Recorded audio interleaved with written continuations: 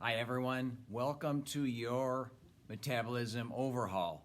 I'm Richard Wolf, president of MEDFITNESS. We are a strength training studio located in St. Charles, Illinois.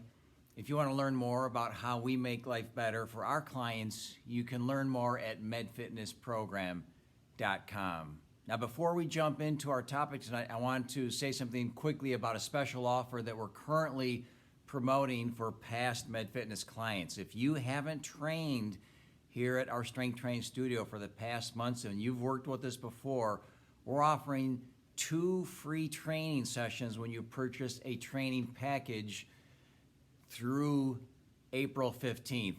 That offer will expire on April 15th, but you can get 2 free training sessions, and that's a $120 value if you're purchasing our one-on-one training, or a $50 to $60 value if you are purchasing our very popular small group training. So if you're an old client, it's a great time to save some money and get restarted with your strength training program.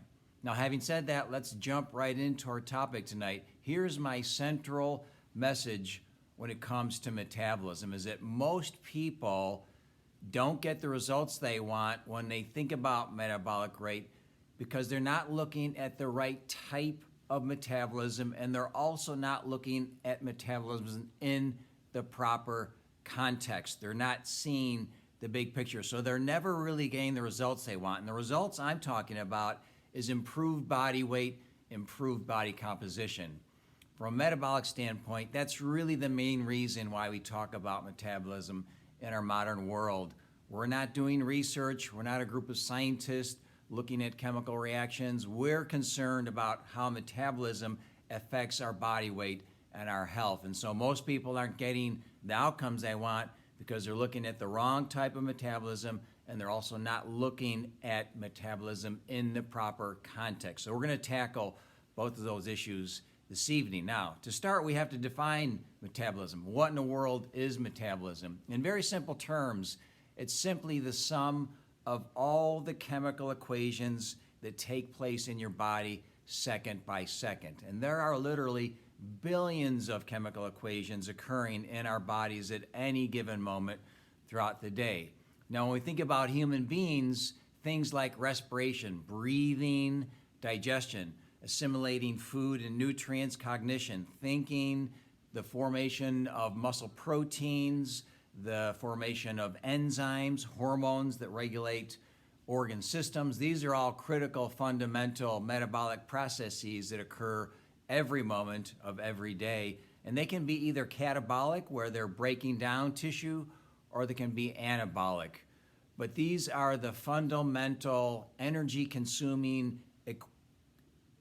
reactions that take place in our body on a daily basis. Now, there are 3 main buckets when we think about metabolic rate and metabolism as it relates to our body weight. There are 3 main categories or buckets that we can identify when it comes to our body's use of energy and burning calories. And so the big one, the first one, is what we call basal metabolism.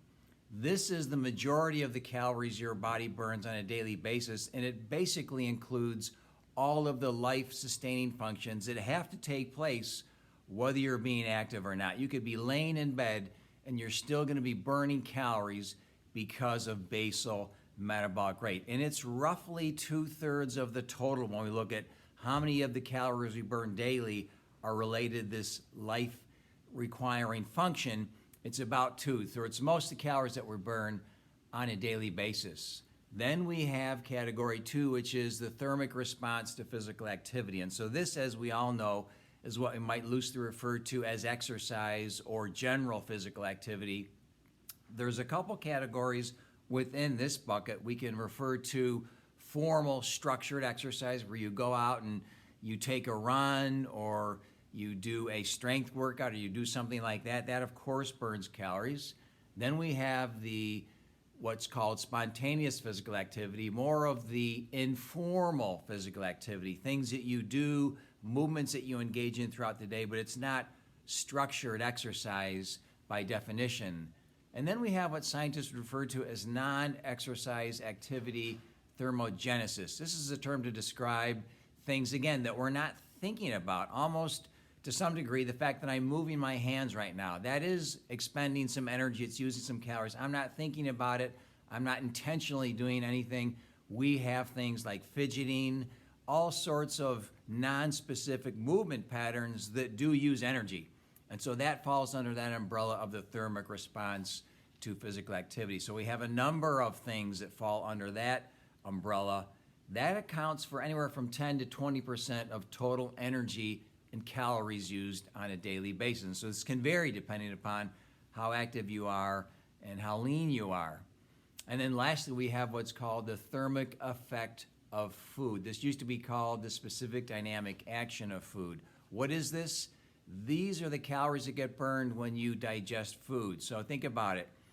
You're putting something into your mouth. There is mechanical digestion. The food has to be broken down mechanically by the teeth and by your gut. Then there's thermal digestion. It has to be brought to a certain temperature before it can enter into the upper digestive tract. And then there's enzymatic digestion, the breaking down of macronutrients into smaller building blocks so it can be absorbed across the intestinal wall. So there is energy required in this thermic effect of food, and that can be anywhere from 10 to 15% of total energy on a daily basis, depending upon exactly what you're eating. Now we know, if I back up for a second, we know that when it comes to basal metabolic rate, the biggest component of that 2/3 number that we have control over is our lean body mass. So I'm talking about your muscle tissue here. You can lose lean body mass as you age. You can maintain it if you're strength training. And so that is the biggest way to affect basal metabolism. And we'll say a little more about this in just a second. When we look about physical activity, of course, we all know that we can be intentional about going out, burning calories, doing things. So we can modify that number up and down based on the decisions we're making day to day with our lifestyle. We can also tweak that thermic effect of food as well. However, here's the take-home message on this one. People usually get bogged down in that piece of metabolism. You see a lot of articles, you see videos, you see promotions, all kinds of things in print media and online about how a special diet is a fat-burning diet, is going to turn your body into a fat-burning machine.